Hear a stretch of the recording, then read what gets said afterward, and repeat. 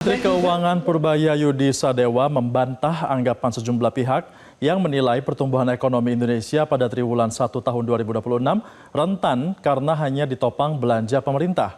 Purbaya menegaskan penyumbang terbesar pertumbuhan ekonomi 5,61% justru berasal dari belanja masyarakat. Ketika ditemui di Kompleks Istana Kepresidenan Jakarta, Purbaya menjelaskan pertumbuhan ekonomi 5,61% ditopang belanja konsumen atau konsumsi rumah tangga di kisaran 2,9%, investasi 1,7%, dan belanja pemerintah sekitar 1,3%.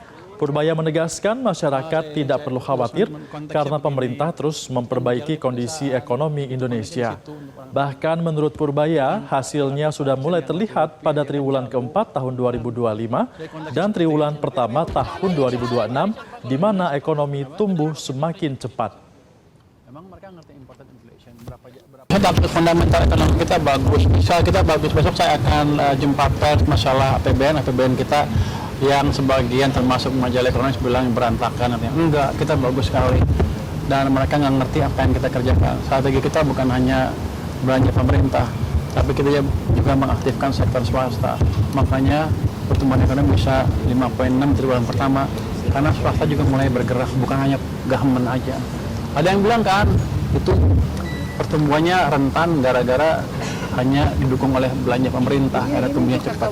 Kalau kita lihat dengan Kalau kita lihat dengan pangsanya, sebenarnya kalau dari 5,6 itu mungkin 2,9 dari belanja konsumen, 1,7 dari investasi, 1,3 itu dari belanja pemerintah.